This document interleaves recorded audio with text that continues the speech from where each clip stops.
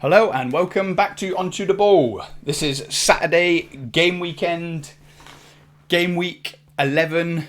I've got Trav with me today, co-hosting. OB can't make it, he's a bit busy. Trav, how are you? I'm really good. Did a bit of tidying in the house, went out for some food last night. I had a beef rib. Have you ever had beef rib before? No. It's like it reminds you of like a tomahawk steak, but I wasn't sure how big it was going to be. It was like this big, chunky piece of beef with this bone sticking out of the top. Nice. Delicious, mate. Little bit of Sounds like one of drizzle on them there. Cote de Boeufs or something. I bet that was Yeah, it pricey. was good, mate. How much did It that was quite cost? cheap actually. I think the actual meal itself only cost about 22 quid. So it wasn't too bad with a few carrots, a Nice. bit of veg in there and that. And then I had a little bit of a starter. I had some scallops on it as well. So it added up at the end, I tell you. Nice. How the other half live. Yeah. Right, so this is it. Big game weekend. Nottingham Forest versus Mm, Liverpool. I'm not sure if we'll be streaming long enough to see the Liverpool side.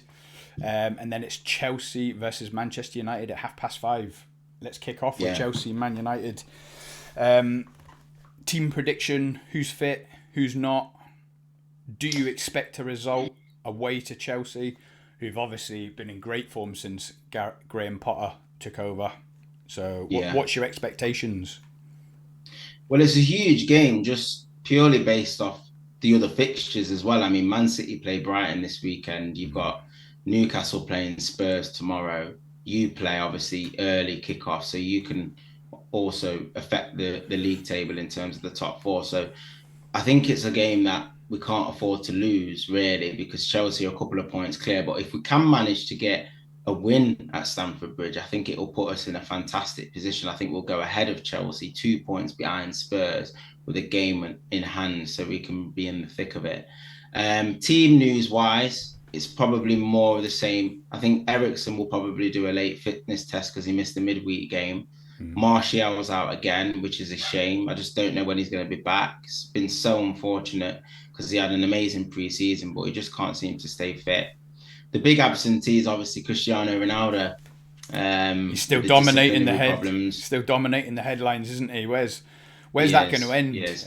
I know it's easy to say offload him in January if anyone could possibly take him, but you've still got November and Yeah. December to go through. Do you think he'll be a disruption to the dressing room, toxic, or do you think he'll be, as per his Instagram post, he'll be professional and get his head down?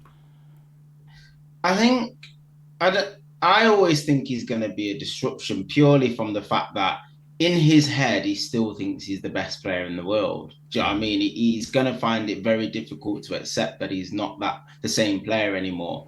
Most players at 37 can seem to understand that they need to be rotated and stuff like that. But I think because of what he's achieved in the game and the work ethic that he's shown throughout his career and all like if anything it's like that selfishness that he's had to have to get to where he has been. I think now that's sort of becoming a detriment to him because he's so single-minded he can't deviate from the fact that he's not first choice anymore. Mm. So I don't think he's going to accept any other situation besides being in the starting lineup. Yes, he's sat on the bench. Yes, he's come on. Yes, he's kept it hunky dory to a certain extent. But I do think there's only so much of that he can take before he starts to feel a little bit undermined or a little bit embarrassed about the situation. So, I mean, David Ornstein said something as well that he just couldn't get a move in the summer. And I think a lot of the media reports were the fact that the club wanted to keep him. So,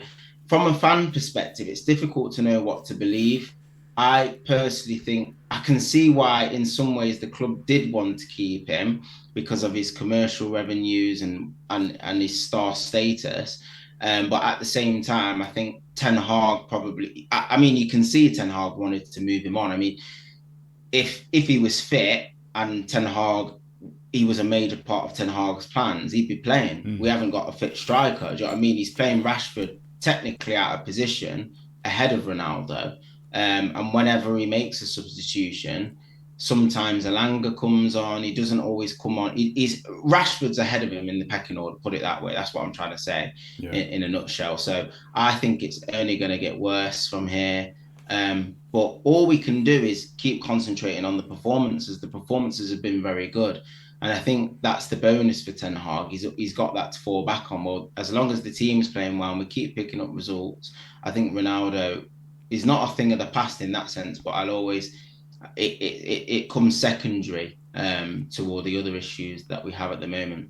Yeah, I think from an outsider looking in, when Ronaldo started getting benched, it seemed more of a political statement because he wanted to leave in Yeah, the summer. But the way the performances and the results are coming in, it's now become a tactical yeah, decision because you're doing yeah, great without him. And I think that's what's making him melt down and get angrier and angrier, as you've seen in the yeah. last two performances. He got a start, but then he got took off. He's throwing a strop, and then he was on the bench against Spurs. He made another gesture to walk off before full time. So it's like you say, he's struggling to come to terms with the fact that it is tactical now, and he's not in the plans, Yeah. he's not in the team, and that's just what's Yeah. making him angrier and angrier. You called it when we first made the acquisition in last summer that it was going to end badly, and it wasn't. I've and made it some big wasn't. calls, haven't I? You have made some big calls, and it was never ever going to be sustainable bringing back somebody of that age with that sort of ego on that money. Do you know what I mean? And we found that as a club now, we probably did want to move him on in the summer in some senses, but no one could pay his wage demands, and I don't think anybody wanted the baggage either. Like all the top clubs, like Bayern Munich, they wanted a striker. Lewandowski left. There was a space there for a top class striker to come in. They got Mane, but they still could have got another striker as well because I know Mane is playing in the front three with Sane and stuff. But there was a space there. Even Napoli would have potentially done a swap deal, but I don't think anybody could afford him. That is my genuine, honest opinion. I Yeah, don't think anybody could afford to pay for him. but surely at this stage of his career, Ronaldo can afford to drop his wage demands. If he is so protective of his Champions League record, he wanted to carry on scoring. Surely Mm, money was not even secondary. Surely that was further down the line to his yeah. family, where they live, obviously increasing his Champions League record, scoring more goals. Surely that is more important. Surely, I mean, I can't believe he wouldn't cut his wage demands in half to carry on that. How much money does one guy need? This leads on to thinking how many options did he actually have? Because when we discussed it in the summer, when we was linked with Chelsea and all these clubs, how genuine was their interest? I think a lot of it was very unsettling for the fans because our fan base is quite divided on Ronaldo. You got a lot of people who still call him the GOAT and stuff like that, like he's amazing and stuff. And then you've got people that want to move on from him. I was one of those people that when he first came, he did fantastic in his first season. He scored a lot of goals. But I was also of the opinion that I agreed with you that you couldn't really build your team around him. So it was he needed to accept the fact that he was going to be a rotational player or he'd have to move. And I understood in the summer from him not turning up to training in pre-season and stuff like that, that it was going to be a bad choice to try and force him to stay. And we're seeing the fruits of that now. It's just turned really sour, and it's a massive shame from a fan perspective who respects Ronaldo and what he's done in the game, especially for Man United in his first. And I respect him massively for that. But for it to end the way it's ending now is just a huge shame. And I think if we can resolve it and we can just sort of drag it to the end of the season and he just leaves, then I think that's going to probably be the best possible solution for all parties, to be fair. Yeah, in hindsight is obviously a wonderful thing, but the Manchester Mm, City move was more suited to him 18 months ago. Obviously, United yeah, nicked him off Man City, but Man City had no striker. Aguero had left, and he would have been more suited to that rotational where he plays the important games, 20 games in the league, maybe 5 to yeah, 10 more in the Champions League. He'd get his games, 30 starts, he'd have scored the goals. It would have just fitted him more. And yeah, when you look at this summer just gone as well, Chelsea would have been perfect for him because they yeah, like a focal striker, which would suit Ronaldo more. He doesn't want to be running about like a headless chicken. He doesn't want to be pressing yeah, from the front. So that yeah, move made a lot of sense as well. Now they've ended up with Aubameyang, and when you talk a lot about focal strikers, they've always like that with Drogba, Lukaku. mm, They tried Werner, who yeah, obviously wasn't working out, and he left. So, yeah, like you say, there's been options there, and you can only imagine that his wage demands ruled these options out, and Yeah. it begs the question: is money that important? And it obviously must be. Yeah. So, team, what do you think the team would be? Formation? I genuinely think that he's going to stick with what we went with against Spurs, to be honest. I don't think there's going to be any need to risk Eriksen, to be fair. I mean, especially in this game where we're going to be doing a lot of running. Chelsea have got a lot of power in midfield and stuff. And like you said, they're on a good run under Potter. I think they've just drawn against Brentford, but apart from that, they've won every game in the league. So they're on a good run. And this is going to be a big, big test and a marker of where we're sort of at, especially because we've lost. We've done well against the big sides, but we lost away at Man City. So this is at Stamford Bridge. So it's going to be a test of our away form against another big six club. Shaw has Shaw got the left back shirt now? Is that his I think for Malacia to win back? I think so, yeah. I think, as I said on the last stream, I think he's responded well, and he does do this in his initial stages. But you can see physically as well. I mean, I don't like to talk necessarily about people's weight and stuff, because Rooney was one of those players where his weight fluctuated and it didn't affect his performance. But I think with Shaw it actually does. Like you can see when he does put a little few pounds on, he doesn't play the same and he's trimmed up. I could not believe the pictures on Twitter of Luke Shaw. I thought it He was just looked like a different person. Yeah, I did. I did. He just looked like a totally different person. And fair play to him. He's really got himself in good shape and he's playing well. So yeah, I think the left back spot is his to lose at the moment. But the good thing is Malacia is young too. Yeah, absolutely. So it's all good competition. They'll be learning off each other in training. But I think we'll go with the same. I think like Casemiro now is laid down that position in the holding role. You can see he's made that his now. I think that Man City game sort of was a little bit of a blessing in disguise for that position, and he came in straight afterwards, and it was a perfect time. So I think he'll keep his spot. So it's going to be Casemiro and one other out of Fred, McTominay, Eriksen. Yeah, I reckon he'll stick with Fred just purely based on his last performance. I don't think he'll bring McTominay back. I don't think he'll rush Eriksen back either. So I think he'll go Casemiro, Fred, Anthony picks itself, and then it's between. I think Rashford will play centre forward. Jadon Sancho has been in and out of the team quite recently, but with Ronaldo not being there, I can see Jadon Sancho starting as well on the left, and I think that will complete the team. The rest of the back line, Varane, Martinez, they're staple now. Clean. Varane's kept. He's conceded 2 goals in the 8 games that he's played, and we've won them all since he's come back. So I did say, if that guy stays fit, we just need him injured again soon, just like Joel Matip.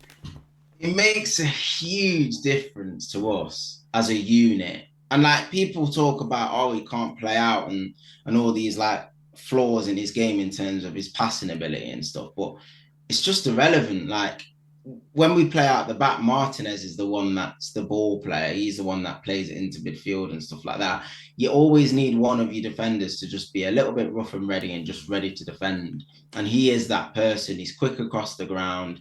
The timing of his interceptions, covers the near post. He reminds me of Rio Ferdinand a little bit in the way he plays and how athletic he is. I think Rio was a better ball player than him.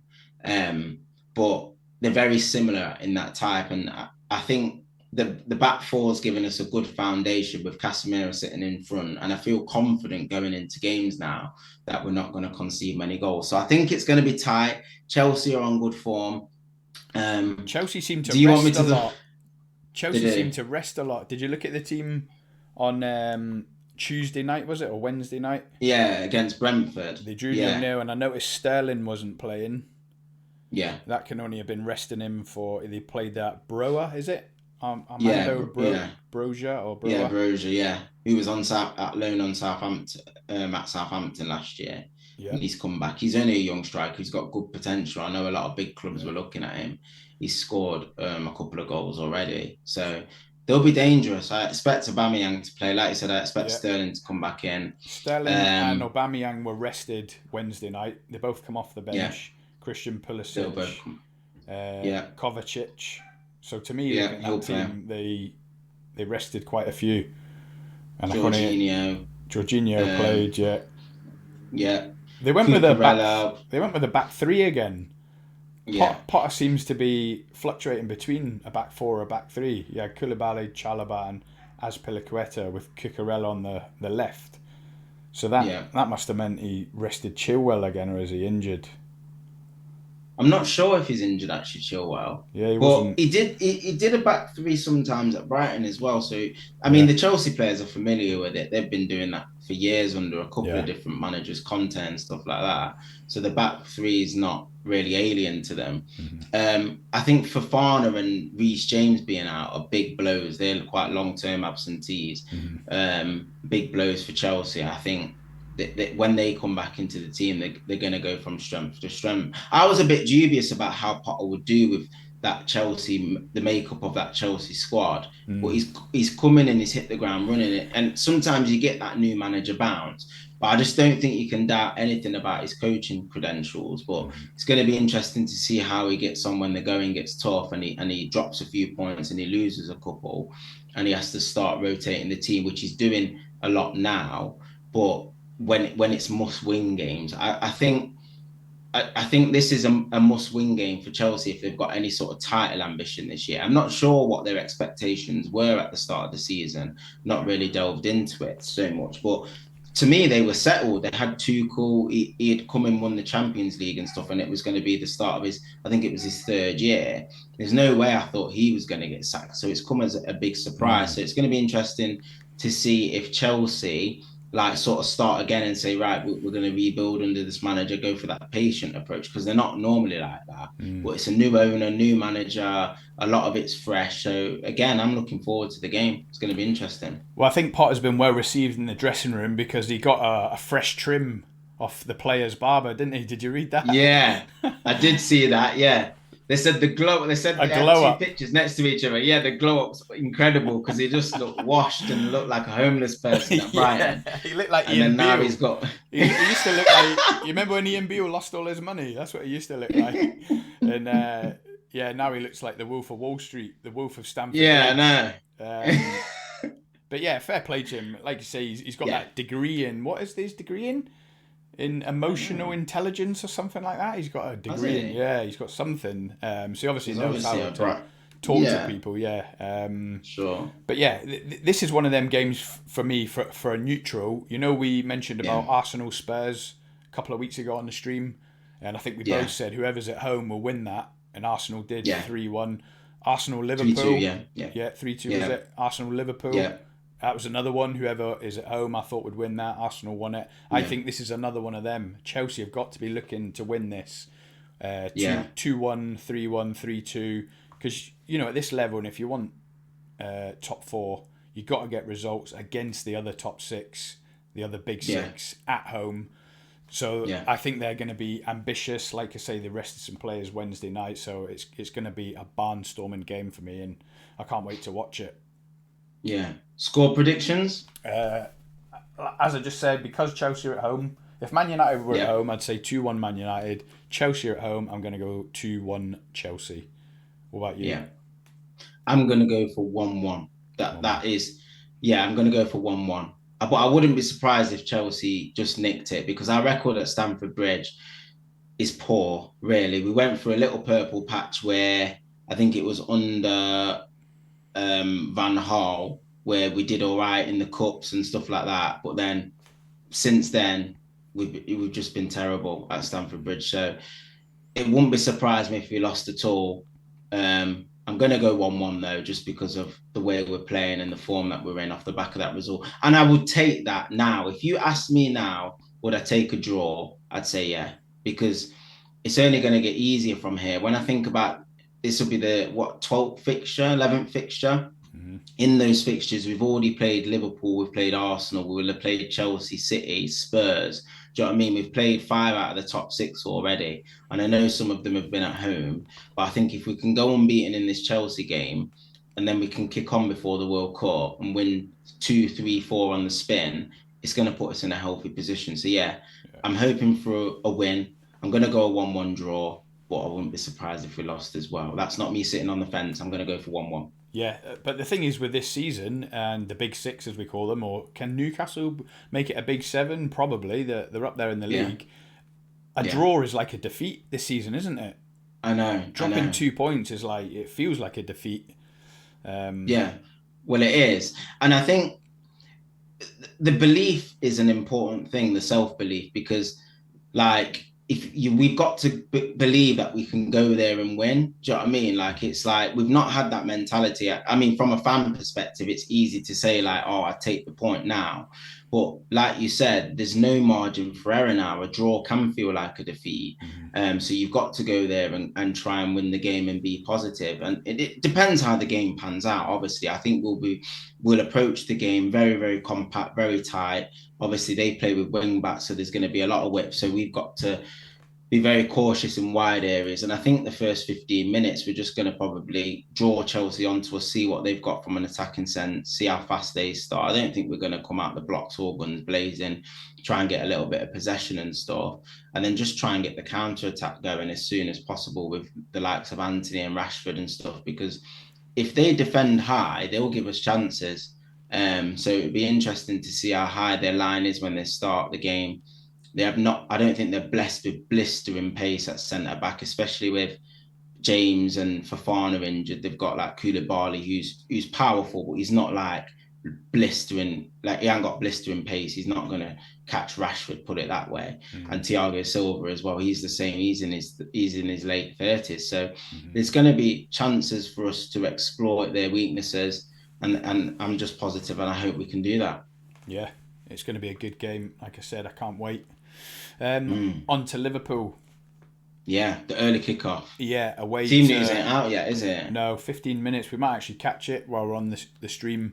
Obviously, your hometown of Nottingham. Yeah. I can't believe they give Cooper a new contract. I thought he was going to be sacked. It seems to be going disastrously That was an wrong.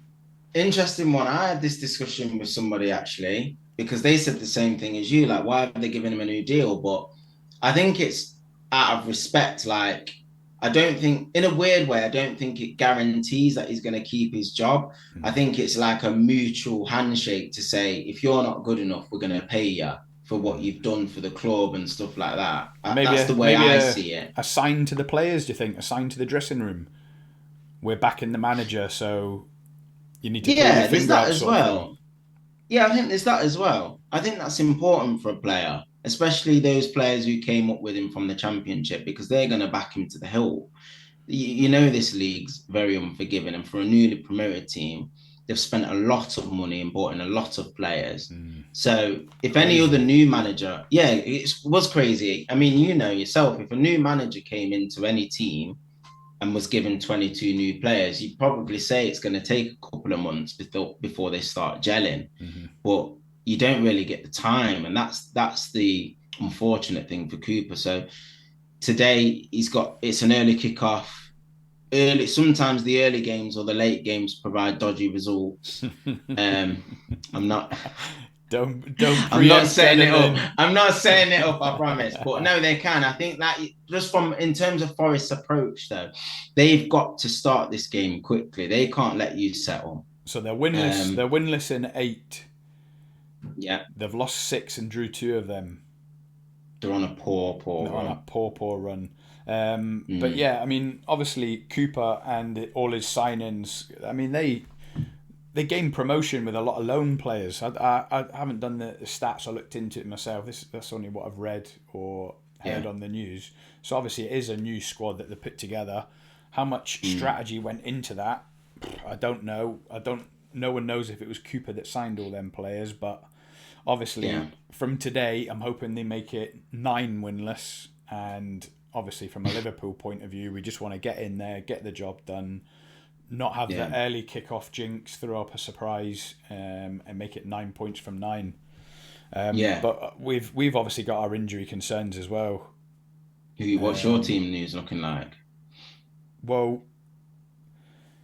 Alexander-Arnold, like I say, he's going to hold his place. We're not going to go back to Milner. I can't see it anyway.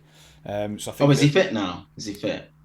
Yeah, he pretty much didn't miss a game. He was on the bench the following game after the Arsenal game against Man City. He come on just for the last couple of minutes, so that was a surprise that he was even on the bench. And then he started against West Ham, so I do believe he'll still be at right back despite the last couple of minutes against West Ham. Yeah. They should have equalised if it weren't for big James Milner. And Tsimikas started at left back, but I think that was more to do with Robertson just being exhausted after coming back from an injury and then playing 90 minutes against Man City. So he come on for the last 10 minutes against West Ham. So yeah, I think it'll be back to the normal Alexander-Arnold at right back, Gomez, Van Dijk in the centre, Robertson at the back. And then it's midfield. I've seen pictures of Keita and Oxlade-Chamberlain back in training.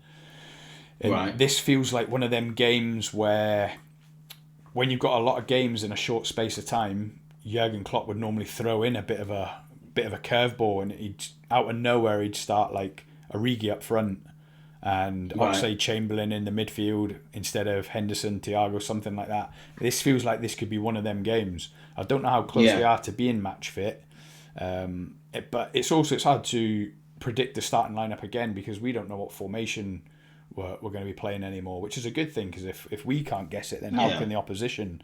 I do think that the 4-3-3 has seen its day. I can't imagine Klopp going back to that. However, when I think of the players that are fit at the moment, especially up top with not having Diaz and Jota, it's looking appealing going 4-3-3 with Núñez on the left, Firmino in the middle and Salah on the right. But I don't think he'll do that. I honestly think he's gone off 4-3-3. One of the surprising things, and surprising in a good way, is that Elliott seems to be nailing down a starting place. He seems to be like the go-to player for Jurgen in the last couple of games, and that might be good for England. He might be a surprise call-up for the World Cup. You never know. Stranger things have happened. But that's putting pressure on Henderson because Henderson's not in great form. Elliott's outperforming him.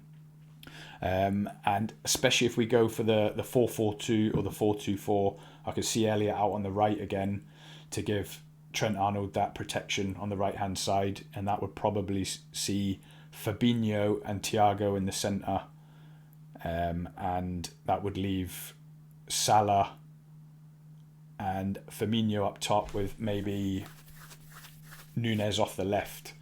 But again, like you say, I'm basically reading out players that I know are fit. It really is bad times. I just wanted to touch on Harvey Elliott actually because I just wanted your thoughts on him because I've been really impressed by him because when he went out on loan, I think he went to Blackburn on loan, didn't he, a couple of seasons ago?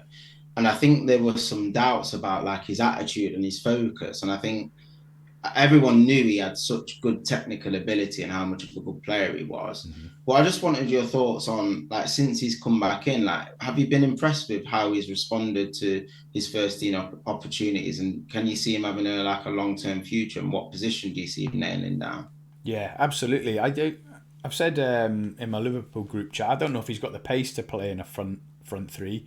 So I actually feel that this formation change suits him on the right-hand side of a 4-2-4 or a 4-4-2 because he can get in attacking areas and he's got the stamina and the energy to get back and help out defensively as well, which again, we don't even want Salah in defensive positions, to be honest. So it does fit in that way. So he's come on so much. I didn't hear anything negative from his time at Blackburn, so that surprises me. From what I heard, he was well received, and the Blackburn squad were really sorry to see him go. He was a real popular member of the dressing room, and I know that the Liverpool dressing room really missed him as well when he went to Blackburn.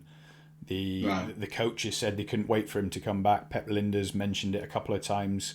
He's got high hopes, so yeah, he's going to be a talent, and him and the other young lad Carvalho, who could also start today. Like I say, it's really hard to predict a starting lineup. The only other thing is that Núñez might have a bit of a strain, so he is actually a doubt. So again, that limits you then, doesn't it? Limits to Firmino and Salah. It might end up being playing into the hands more of a 4-4-2. So that'll be Salah and Firmino up top, and then Carvalho would start on the left. But yeah, we'll have to wait and see. I want to say we're building up a head of steam, but like I said on the last stream, we looked fantastic in the first half against West Ham, and then we're hanging on in the second half. So when you're doing well, you're thinking we're back, and in the second Yeah. half where we were holding on, you start thinking of the injuries then, thinking we're not back. We've got too many injuries, and we're kind of patching up this and that. But I really hope today we can just get into Nottingham, get the 3 points, and get out with no drama, and God forbid, no more injuries. Well, 2 clean sheets in two, like you said, you've got to just go there and really set precedents. Like start on the front foot. It's going to be interesting, isn't it? Because again, Forest need the points as well, and they're going to be pumped. Their crowd's going to be behind them. I think the support for Forest has still been as strong as ever. They've got a good crowd down there at the City Ground, so it's going to be intimidating. I know you played them in the FA Cup last year, and I know you rotated a lot, and that was a very tough game for you. I think you nicked that game 1-0 quite late in the day. So Forest will be hoping for a sort of similar performance to that of last year, going into that game. But I think with Liverpool's turnaround from Man City, I think it's revitalised you a little bit going into that game, and I'm quite confident that Liverpool are going to get the 3 points. For me, it's got 2-0 written all over it. A Liverpool early goal, Forest probably knock on the door, huff and puff, but I think the quality we'll see through at the end. I think you'll just go on to win 2-0, clean sheet again.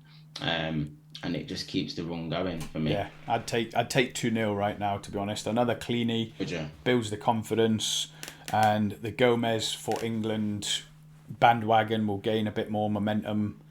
Van Dijk, I've heard people say he's back to his best now after the last couple of games, and I really do hope he is. And Alisson has just been amazing. It's pretty much down to Alisson. We've had the 2 clean sheets in a row. Did you see the penalty save against West Ham? Yeah, against Bowen. Yeah, against Jared Bowen. Yeah, I do like Alisson. I do banter like he's got a gaff in him, because I do think he has got a mistake in him from time to time, but it's not often. I think he is top draw. Like when you look at all the components of what a top keeper is, good with his feet, distribution's excellent, stays big, doesn't go down quickly. Makes the goal really, really small. He is top draw, and he's very commanding and dominant as well. And that's what you want from a keeper. All your defenders trust him and stuff. And when he's in good form, generally Liverpool tend to win the majority of their games, along with Van Dijk and a couple of others. Just wanted to touch on Fabinho as well. Where do you see him coming back into form? Do you see it coming anytime soon, or is he in not Klopp's plan, so to speak, but is he going to get a run of games again? Because I know he came out of the team, but yeah, he's a real enigma at the minute, because obviously if you watch the game against Man City, he was back, and you're thinking that's it. But all the players were back, of course, from 1 to 11. They were all just amazing. But then he come on against West Ham during the week, and he got slated in the ratings of one of the Liverpool pages I follow. He said he couldn't move, he couldn't turn, they don't know what's happened to him. I didn't notice it that much myself, mainly because he come on in the second half, and by then I was watching the game through my fingers, fearing the worst. And I was on a dodgy stream as well. I was still in Greece, so I didn't notice it myself.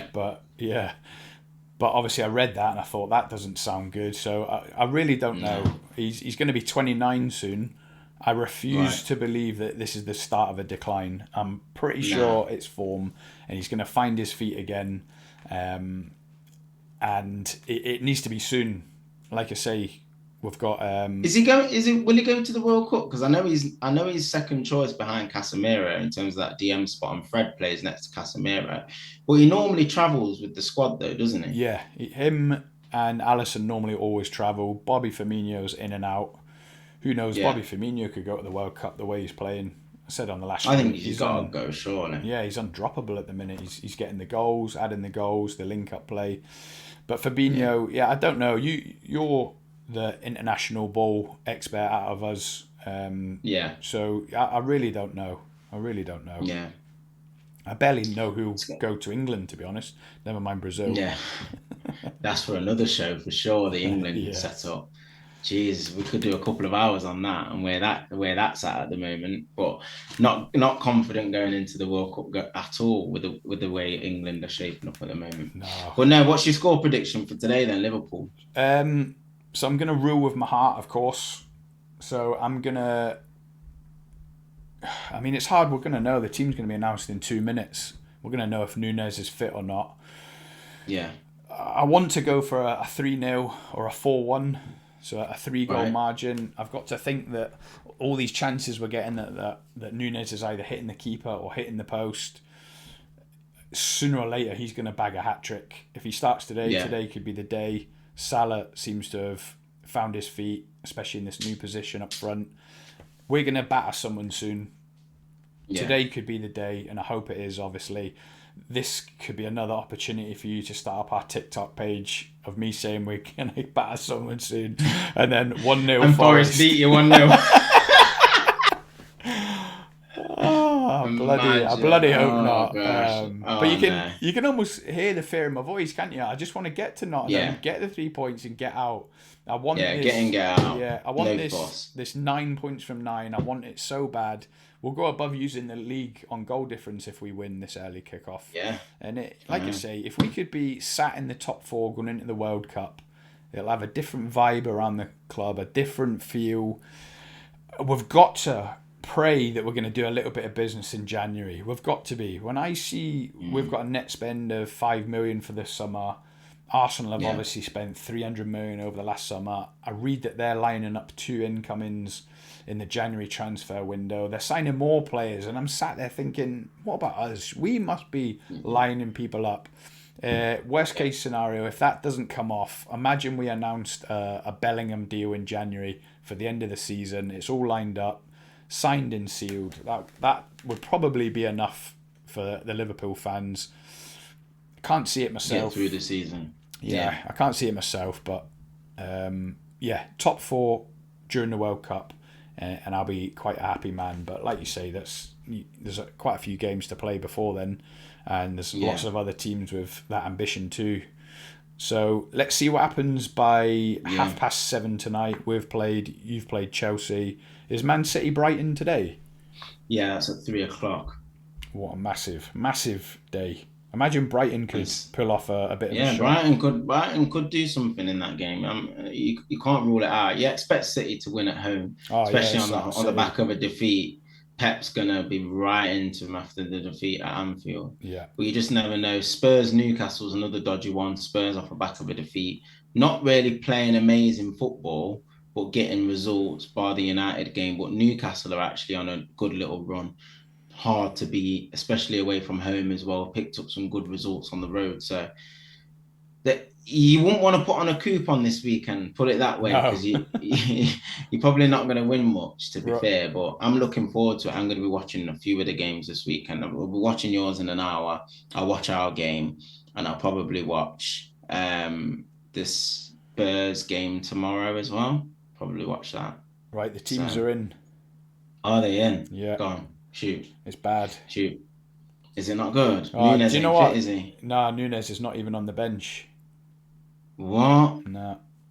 I was about to say something there, and I've stopped myself from saying it. That's out of order. I was about to say Milner's right back, but why not?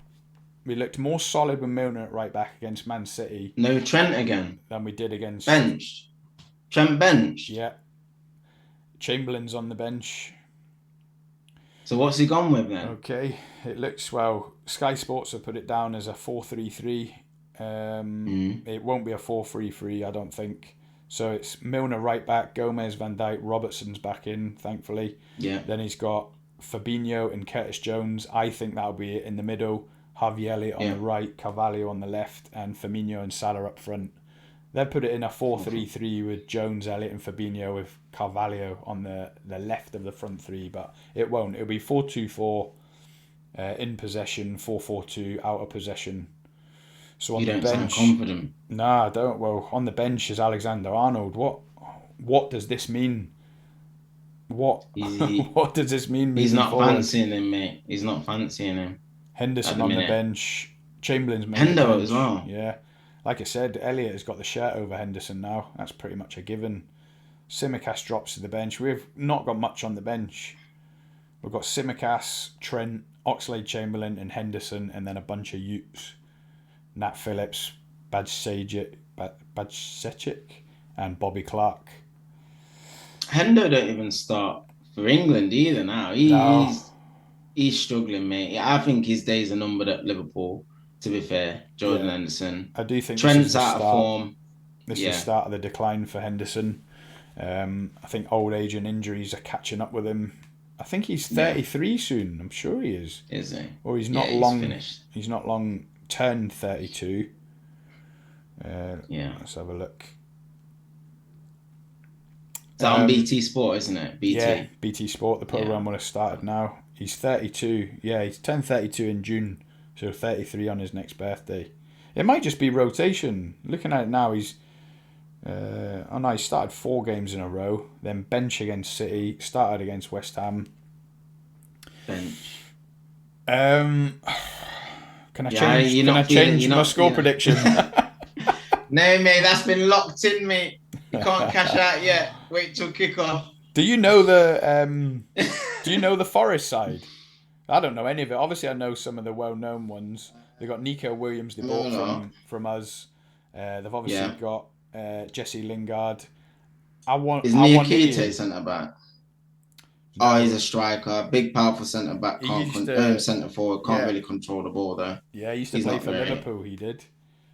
Did he? Yeah, we sold him to a German side. Gibbs White started really well this season. Mm-hmm. Yeah, Gibbs White. Nico Williams has gone to left back. He's normally a right back. So did they get that Serge Aurier from Spurs? No, he went to Villarreal last year, and then he was on a free transfer. Right. So he ran out of contract. Henderson's obviously on loan from United in goal, but he's been shipping loads of goals. He had a good game last game in the draw against Brighton, but apart from that, he's been doing poor. Jesse Lingard keeps his place, but I don't think he's been playing great recently. Mm-hmm. That Joe Worrell played well against us in the FA Cup last season. I remember saying he's a player. I checked his age; he's only 25, but he's been on the bench the last 5 games. Yeah, he's not. He has been, yeah. Yeah, I still think you've got enough, but like you said, it's not. You've got a very, very depleted lineup. To be fair, a lot of players missing out of that, especially midfield. Thiago not playing. Diaz is obviously a long-term absentee. No Jota as well. So if there's a day where Forest can get a result, don't today, mate. Don't say it, please. You're nervous, aren't you? You're nervous. Go and get yourself a big mug of coffee and a peppermint tea. Yeah. Ready for the game. That's what I'm gonna do right now. Thiago's not even on the bench either, is he? Nah. Hope he hasn't got a knock. Probably has. Right. Yeah. So let's go. Let's watch the drama unfold. And ready. Early kickoff. Yeah. We'll get on for a stream tomorrow at some point and that sounds good. Analyse the games and see where we are in the league. Who shone? Let's review it all. Who flopped? And see who's happy out of me and you. Hopefully both of us, yeah? Hopefully, yeah. We'll go with that. Let's hope we're both happy, mate. Yeah, nice one. Okay, right. Enjoy the weekend. I'll see you tomorrow. Have a good one, mate. I'll see you soon. See you later, mate. Nice one. Bye-bye.